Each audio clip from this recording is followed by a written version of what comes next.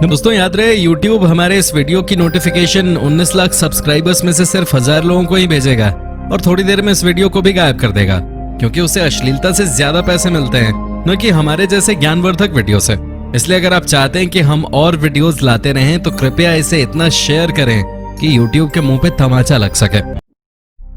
दोस्तों, space agency की मदद से यूनिवर्स के बारे में कई नई चीजों का पता चला है और साथ ही यूनिवर्स के कई अनसुलझे रहस्यों से भी पर्दा उठा है। लेकिन आज भी यूनिवर्स के ऐसे दर्जनों रहस्य हैं जो पहेली बनी हुई हैं। इन रहस्यों को सुलझाने के लिए कई रिसर्च किए गए हैं, लेकिन आज भी न तो नासा और न ही कोई दूसरी स्पेस एजेंसी इन रहस्यों से पर्दा उठाने में सफल हुई है। तो आइए जानते हैं यूनिवर्स के कौन से 10 ऐसे रहस्य हैं जिसे सुलझा पाना किसी के लिए भी संभव नहीं है। Number 10, the multiverse. मल्टीवर्स यानी एक से ज्यादा यूनिवर्स की एग्जिस्टेंस के बारे में कई दावे किए गए हैं। जितने दावे इसके एग्जिस्टेंस के सपोर्ट में किए गए हैं, उससे कहीं ज्यादा लोगों ने इस दावे को खारिज भी किया है। साइंटिफिकली एक से ज्यादा यूनिवर्स के एग्जिस्टेंस से रिलेटेड कोई सबूत नहीं है, लेकिन इस बारे में भी कई लोगों का कहना है कि जब हम अपने यूनिवर्स को ही पूरी तरह से एक्सप्लोर नहीं कर सके हैं, ऐसे में दूसरे यूनिवर्स का सबूत ढूंढना स्पेस एजेंसी और एस्ट्रोनॉमर्स के लिए लगभग असंभव है। फिलॉसफी से लेकर लिटरेचर तक इन सभी में पैरेलल यूनिवर्सेस को वाइडली एक्सेप्ट किया गया है, लेकिन साइंटिस्ट बिना एविडेंस के किसी बात पर विश्वास नहीं करते हैं। पैरेलल यूनिवर्स से रिलेटेड एविडेंस तलाशने के लिए 2010 में साइंटिस्ट स्टीफन एम फीनी ने विल्किंसन माइक्रोवेव एनिस्ट्रॉपी प्रोब से मिले डेटा की स्टडी के बाद यह दावा किया था कि पास्ट में हमारा यूनिवर्स एक पैरेलल यूनिवर्स से टकरा गया था, जिसके बाद मौजूदा यूनिवर्स का निर्माण हुआ। लेकिन जब और ज्यादा क्लियर डेटा का डीप एनालिसिस किया गया, तब ऐसा कोई भी एविडेंस नहीं मिला जिससे स्टीफन के दावे पर विश्वास किया जा सके।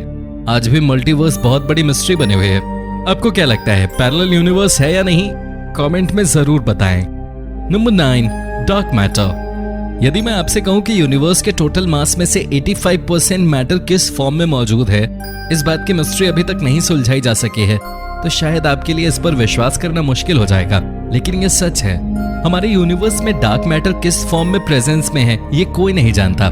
डार्क मैटर इलेक्ट्रोमैग्नेटिक रेडिएशन से न तो इंटरैक्ट करता है, न ही कनेक्ट करता है, जिसकी वजह से किसी भी एग्जिस्टिंग एस्ट्रोनॉमिकल इंस्ट्रूमेंट से डिटेक्ट नहीं किया जा सकता है।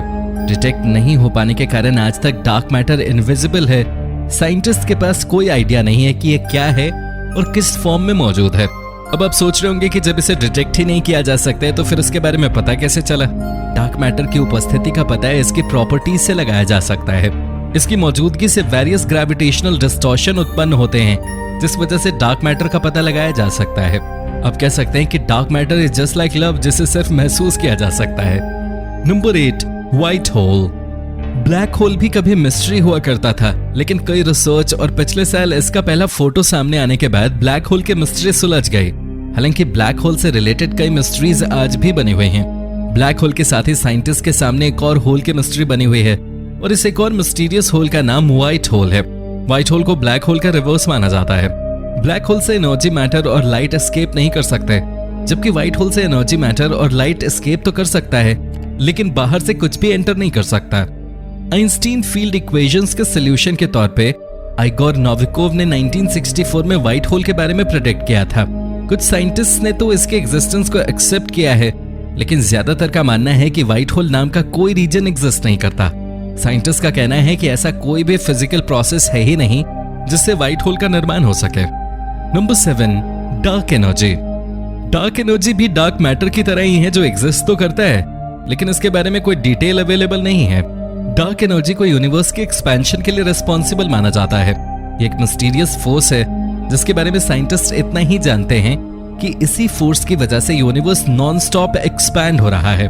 डार्क एनर्जी का 20वीं सदी में ही पता लग चुका था, लेकिन आज तक इसके बारे में पता नहीं चल सका है कि ये कौन सी एनर्जी है।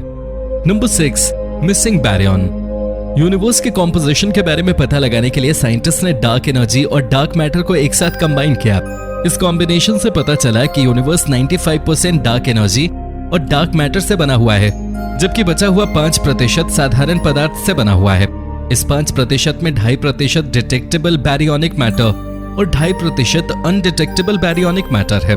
अनडिटेक्टेबल बैरियोनिक कहाँ गायब हो गया, ये मिस्ट्री बना हुआ है। इससे रिलेटेड कई थ्योरीज मौजूद हैं, लेकिन जिस थ्योरी को लोगों ने सबसे ज्यादा एक्सेप्ट किया है, उस थ्योरी के अनुसार बैरियोनिक गैलेक्सी में हेलो के आसपास हो सकता है। इस रीजन में साइंटिस्ट ने ढेर सारे ऑक्सीजन एटम के बारे में पता लगाया है। ये एटम्स इलेक्ट्रॉन खो चुके हैं और हेलो गैस इनहैबिटेंट्स में मौजूद हैं। यहाँ का तापमान सूरज के सरफेस के तापमान से भी ज्यादा है। चूंकि ये काफी दूर है तो इसके बारे में ज्यादा डिटेल्स जुटा पाना पॉसिबल नहीं है, जिस वजह से बैरियन आज भी मिसिंग ही माना जाता है। Number 5, the Fermi paradox. Alien life हमेशा से ही एक बड़ी मिस्ट्री रही है। इसके एग्जिस्टेंस के कई दावे किए गए हैं और लोगों ने कई बार इसे नकारा है, तो कुछ लोगों ने इन दावों पर यकीन भी किया है। द फर्मी पैराडॉक्स ऐसी ही एक थियरी है जिसके अनुसार हमारे गैलेक्सी में 1000 से 100 मिलियन तक सिविलाइजेशंस मौजूद हैं। अब सवाल ये उठता है कि जब सिविलाइजेशन की संख्या इतनी ज्यादा है तो फिर किसी एक के एग्जिस्टेंस से रिलेटेड कोई प्रूफ अभी तक मिला क्यों नहीं? इसका जवाब भी इस थियरी में है। थ्योरी के अनुसार सभी सिविलाइजेशंस के बीच एक ग्रेट बैरियर है जिसे कोई भी पार नहीं कर सकता है। इस दावे को सही साबित करने के लिए कई सारे और दावे किए गए हैं। आपको क्या लगता है, क्या सच में एलियंस एग्जिस्ट करते हैं? कमेंट में जरूर बताएं। Number 4, why is there more matter than anti matter? ये एक ऐसा सवाल है जिसका जवाब अब तक नहीं ढूंढा जा सका है। साइंटिस्ट आज भी ये एक्सप्लेन नहीं कर सके हैं कि यूनिवर्स में एंटी मैटर के मुकाबले मैटर ज्यादा क्यों नहीं है। साइंटिस्ट का मानना है कि बिग बैंग के कारण इक्वल नंबर ऑफ मैटर और एंटी मैटर प्रोड्यूस हुआ होगा, लेकिन फिर एंटी मैटर कम कैसे हो गया? ये सवाल दशकों से रिसर्चर्स को परेशान कर रही है। कुछ साइंटिस्ट का मानना है कि या तो बिग बैंग के समय फिजिक्स का नियम डिफरेंट रहा होगा या फिर मैटर और एंटी मैटर के लिए फिजिक्स का नियम एग्जिस्ट ही नहीं करता है। Number 3, universe reionisation. Universe reionisation उस पीरियड को कहते हैं जब गैस फॉर्म में मौजूद यूनिवर्स इलेक्ट्रॉन स्ट्रक्चर में आयोनाइज्ड हुआ था। इस पीरियड से पहले यूनिवर्स डार्क एजेस में था। प्रेजेंट यूनिवर्स के फॉर्मेशन में रीआयोनाइजेशन पीरियड में होने वाला बदलाव एक इंपॉर्टेंट बदलाव था। ये पीरियड शुरू कैसे हुआ और उस समय के यूनिवर्स में इस पीरियड की वजह से क्या बदलाव आए, ये सभी बातें साइंटिस्ट के लिए मिस्ट्री बनी हुई हैं। डार्क एजेस खत्म कैसे हुआ और पहले स्टार का जन्म कैसे और किस कंडीशन में हुआ, इन सवालों का जवाब ढूंढकर यूनिवर्स के कई अनसुलझे रहस्यों से पर्दा उठाया जा सकता है, लेकिन फिलहाल ऐसा होना पॉसिबल नहीं है। रीआयोनाइजेशन पीरियड की स्टडी के लिए साइंटिस्ट को मोर एडवांस्ड इंजीनियरिंग और एडवांस्ड फिजिक्स नॉलेज की जरूरत पड़ेगी। Number 2, Fermi bubbles. Fermi bubbles हमारे यूनिवर्स की सबसे बड़ी मिस्ट्रीज में से एक है। फर्मी बबल्स का पता 2010 में लगा था। ये दो बबल्स हमारे मिल्की वे गैलेक्सी के ऊपर और नीचे मौजूद हैं। इन दोनों बबल्स का आकार ऑलमोस्ट गैलेक्सी जितना है। ये गैस और कॉस्मिक रेस से बने बबल्स हैं। इंपॉर्टेंट सवाल यह है कि आखिर ये बबल्स हैं क्या, गैलेक्सी में इनका क्या काम है, इतने बड़े जायंट स्पेस बबल्स का निर्माण हुआ कैसे? इस तरह के दर्जनों सवाल हैं जो इन बबल्स को देखने के बाद लोगों के मन में पैदा हुए और इन सभी सवालों का एक ही जवाब है, इट्स मिस्टीरियस। कुछ साइंटिस्ट का मानना है कि इन बबल्स का निर्माण जायंट ब्लैक होल की वजह से हुआ है, हालांकि इस दावे को सही साबित करने के लिए कोई पुख्ता सबूत नहीं है। Number 1, the end of the universe. दुनिया और इंसानों के खत्म होने की भविष्यवाणी के साथ ही कई साइंटिस्ट ने इस यूनिवर्स के खत्म होने की भी भविष्यवाणी की है। इससे रिलेटेड कई थियोरीज भी अवेलेबल हैं जिसमें बताया गया है कि यूनिवर्स खत्म कैसे होगा। बिग क्रंच थियोरी के अनुसार एक समय ऐसा आएगा जब यूनिवर्स का एक्सपेंशन रुक जाएगा और फिर यूनिवर्स सिकुड़ने लगेगा। इसके बाद धीरे धीरे यूनिवर्स में मौजूद सभी मैटर और स्पेस टाइम डायमेंशनलेस सिंगुलैरिटी में कोलैप्स कर जाएंगे और फिर यूनिवर्स उसी स्थिति में पहुंच जाएगा जहां से बिग बैंग के बाद यूनिवर्स के फॉर्मेशन की शुरुआत हुई थी। कई और थ्योरीज हैं जिसमें अलग तरीके से यूनिवर्स के खत्म होने की बात कही गई है, लेकिन एक बात सभी थ्योरीज में कॉमन है और वो ये कि यूनिवर्स खत्म होने से पहले अर्थ से लाइफ खत्म हो जाएगा। क्या आपको लगता है कि साइंटिस्ट इन मिस्ट्रीज को सॉल्व कर पाएंगे? कमेंट में जरूर बताएं और साथ ही ये भी बताएं कि आप सबसे पहले किस मिस्ट्री को सॉल्व होते हुए देखना चाहेंगे। कमेंट के बाद चैनल को सब्सक्राइब करना ना भूलें। धन्यवाद।